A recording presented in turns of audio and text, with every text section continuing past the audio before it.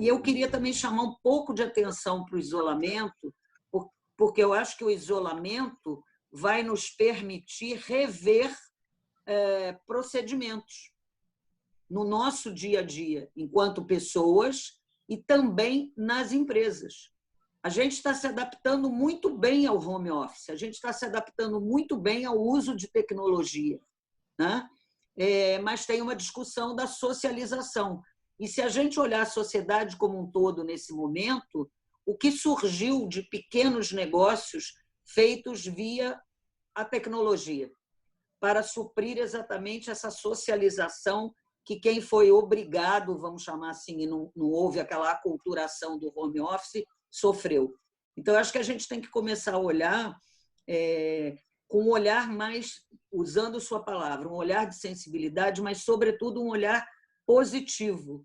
O que eu vou fazer daqui para frente? O que eu vou fazer em 2021? Como eu vou orientar meus clientes, nós que somos advogados, para esse momento em que se estabeleceu muita insegurança?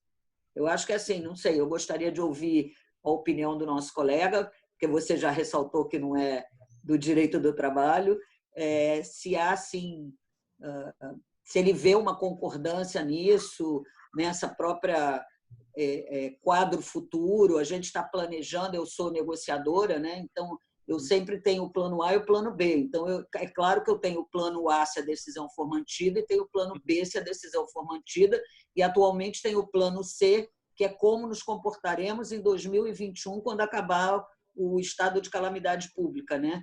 Que mudanças a sociedade efetivamente teve durante esse período. E a gente tem valores muito significativos de dinheiro que foi aportado na economia e que vai ter que ter um reflexo, né? Esse dinheiro, assim, como é que eu posterguei tributos, mas eu tenho que estar fazendo a conta, né? Do ponto de vista empresarial, como é que eu vou honrar esses compromissos? Então, eu queria ouvir um pouco a opinião lá do nosso colega, que é o do trabalho, para ver o que você acha do que eu estou colocando como plano A, B e C. Eu queria fazer uma colocação aqui que achei interessante hoje. Hoje eu saí cedo de manhã para comprar um notebook para o meu filho. Meu filho ele mora em Juiz de Fora e ele está aqui com a gente. Ele está sem computador, precisa para os trabalhos dele da faculdade, etc. É uma constatação interessante. Só o supermercado está aberto, então eu só conseguia comprar no supermercado. E o vendedor falando: doutor, é difícil, o que chega de computador aqui está saindo, porque o professor está comprando, aluno não está comprando. Quer dizer, uma apropriação agora dessa tecnologia que as pessoas estão tendo que utilizar para o home office. Ele me perguntou: é para o seu home office? Eu falei: não, é para o meu filho, mas a situação é similar. Agora, com relação à questão dos acordos, né, da segurança jurídica, doutora Magda, o que a gente tem orientado aqui no primeiro momento para os nossos clientes é a gente tentar negociar o acordo coletivo, né, que eu acho que é o que daria maior robustez assim, num cenário futuro. É óbvio que a gente sabe que tem sindicatos e tem empresas, então você não vai conseguir negociar isso para todo mundo. Uma outra opção que a gente tem visto aqui as empresas fazerem é você, dentro daquelas faixas que você pode negociar individualmente, você faz o acordo individual, eles comunicam isso para o sindicato, acho que isso está até na própria decisão, se eu não me engano, dos deputados.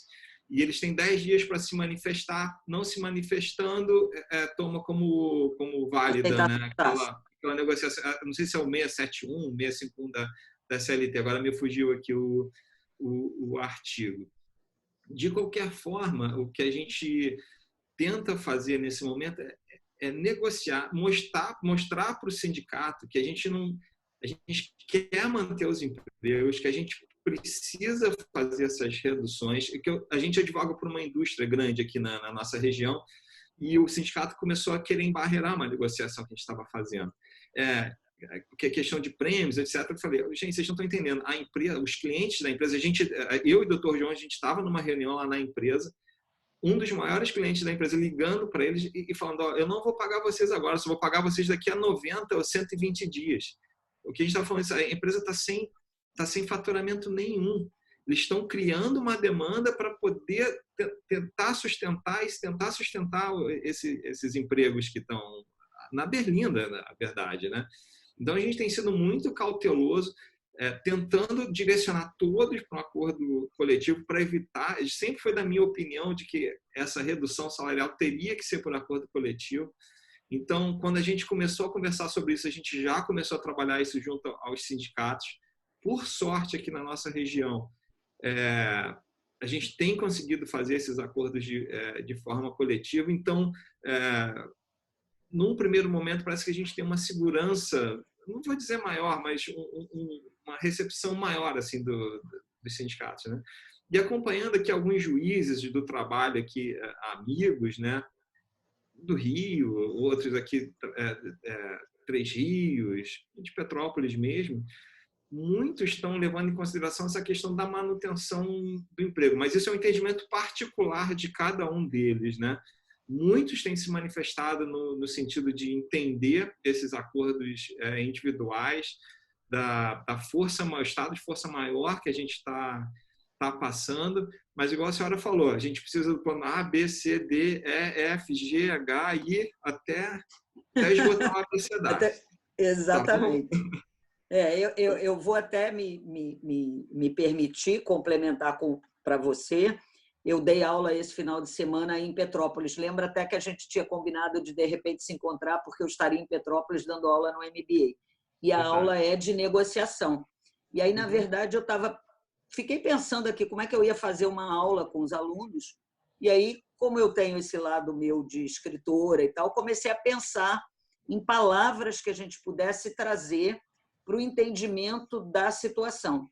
E eu acho que juntando a segurança jurídica, que é uma coisa que se fala muito, mas eu acho que as pessoas depois não entendem muito bem o que é segurança jurídica, a gente começa a travar uma discussão muito do lado jurídico, e aí eu estava dizendo o seguinte, a resiliência que a gente tem que ter nesse exato momento.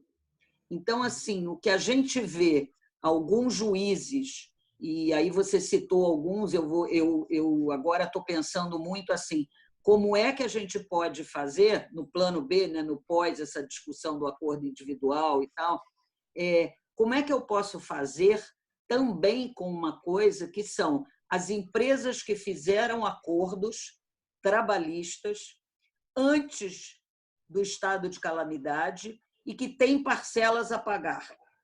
E aí eu não sei se você viu, já tem várias decisões, juízes suspendendo o pagamento das parcelas com base exatamente na situação financeira das empresas. Então, me parece que a gente precisa se socorrer de outras ciências, e não só a ciência do direito, para a gente analisar o caso. Eu, empresa, se fiz alguma... No final do ano de 2019, eu estou com execução trabalhista, eu estou com parcelas de ações, de acordos que eu tenha celebrado. Como eu vou honrar essa decisão judicial, esse acordo feito na justiça, que é a mesma... Vamos assim, pegar o teu exemplo, quando você falou, eu estava na empresa e ligou um fornecedor ou ligou um cliente para dizer, olha, não vou te pagar. Não. Então, eu acho que eu juntaria nisso tudo a boa-fé. O que está faltando ser apreciado é que as empresas estão em situação difícil e todos nós conhecemos as pequenas e médias empresas, né? Se as grandes estão tendo dificuldade, como é que as pequenas sobreviverão se os pedidos não existem? Se elas têm compromissos para honrar que não são só os compromissos com os trabalhadores. A prioridade é o trabalhador, mas eu preciso negociar outros assuntos na esfera da minha empresa. Então, eu acho que a gente tem uma... Não é porque é minha área de atuação, mas eu acho que o que as pessoas precisam aprender muito é a negociar, entender aonde eu posso flexibilizar e aonde eu não posso flexibilizar. E o sindicato costuma ser muito parceiro, mas a gente tem que trabalhar com esse plano B. E se o sindicato se recusar, ou o sindicato querer impor determinadas normas nesse momento em que ele precisa, que a gente precisa da aquiescência dele para os acordos.